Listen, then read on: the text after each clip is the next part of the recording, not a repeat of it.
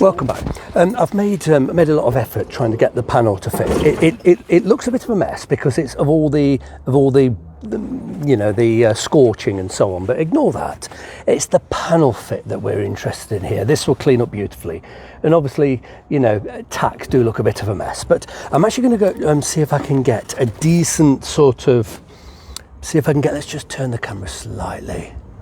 There we go. So I'm going to it's almost a perfect fit along here, so I should be able to get quite a decent weld without filler wire if possible. I'm just going to clean the nozzle tips. You have like little tiny files, and let's just the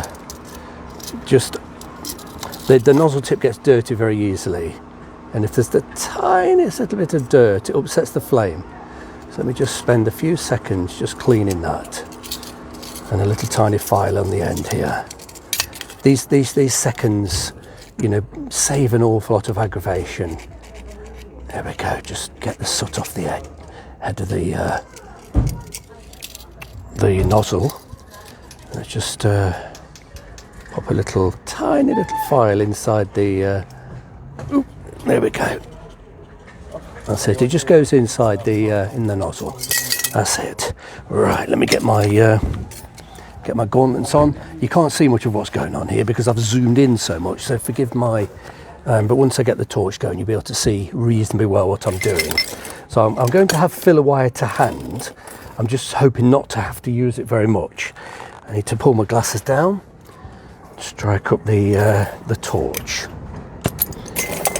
Reasonably delicate flame because I'm welding upside down, and of course all of the heat comes upwards. So obviously I've got the controlled tip heat, which I really want.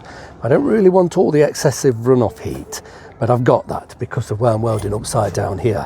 If you weld it, as I said in previous videos, if you're welding vertically, a lot of the heat sort of dissipates. And if you welding coming down on the workpiece, the heat comes up rather than down onto the workpiece. The only bit that really touches the workpiece is the tip of the flame. Obviously, I've got the tip of this flame touching the workpiece, and I've got all the excess heat, and it just makes it 10 times more difficult. So, let's see, lying on my back, if I can do a reasonable run with minimal filler wire. I either can or I can't. Oop, flame's changed. Let's just increase the pressure very slightly. There we go. I've got the filler wire to hand just in case I need it. Let's just get a molten pool. I'm hoping to. Here we go. I've got a molten pool. Can I chase it? No, it's going into holes. There's simply too much heat. So frustratingly, I'm going to have to use filler wire.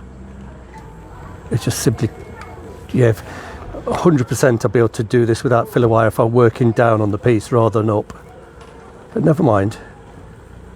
Okay, that's enough heat in that area. Let's move on somewhere else. Otherwise, just heat builds up so severely that the panel wrinkles to devil. There we go.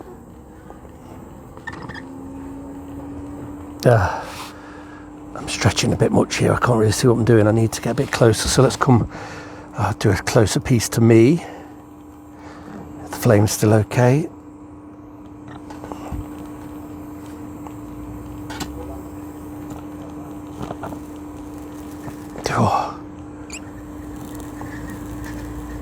Here we go, molten pool. I've got a few sparks coming on my face. That's not very nice. Oh, you devil. Try to ignore the stinging because it's burning me. Here we go. I'm going to move to a different area because the heat's starting to really build up, and you do get distortion if you spend too much time in one area, very much like MIG. Obviously this is slower, so the heat build is more severe. Yeah, not doing too bad. Okay, a bit more filler wire. Yeah. These are without question the worst welds that I'll do on this car, upside down on my back, on the sills. But lots of the other work I'll be working down on it. It'll be so much easier.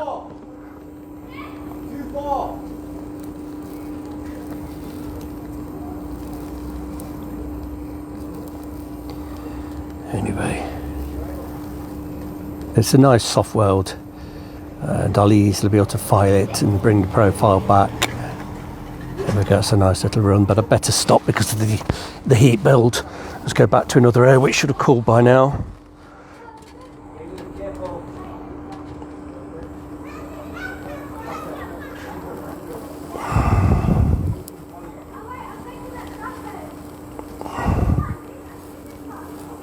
Here we go, done about 10 millimeters there. I'm going to stop because of the heat build. Move to another area. Right, oh yeah, devil, that's hot. Okay, the camera's rather in the way. I need to put my head exactly where the camera is, so I've got my arms stretched out. Can't really see what I'm doing, to be honest with you. I'm going to have to switch the camera off or move it at least. This gives you a good sense of what's involved. A lot of heat, yes, but it's a heat that you can control reasonably well, and that's okay. Yeah, and it's so soft you can easily manoeuvre the metal if it does distort. Well, it does distort, of course it distorts, but you can easily, you know, rearrange the metal afterwards without too much trouble. There we go.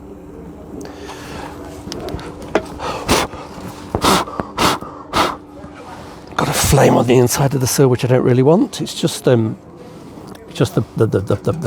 paint on the inside of the sill that's burning.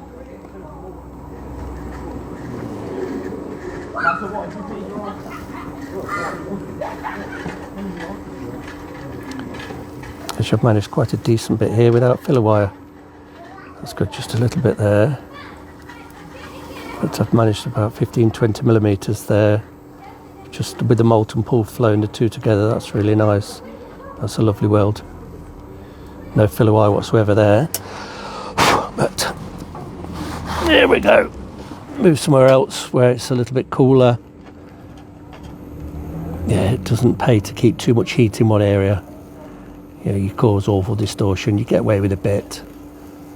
See what happens with metal as it heats up and it cools. It actually contracts further than it was originally. Oh, I'm going to stop because the heat's building up and I need to let it settle. Yeah, what causes the distortion in the panel? When it cools, it shrinks. It shrinks slightly, much smaller than it was to begin with, and that's what causes the distortion. But God, that is hot. But we've got no distortion up here. We're okay. It's minimal. I'm not too concerned about it. You know, this is absolutely fine. I'm very happy with it.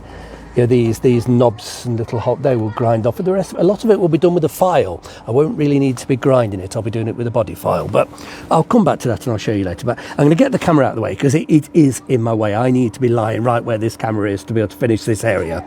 So I'll finish this off camera and I'll let you see it when the weld's complete.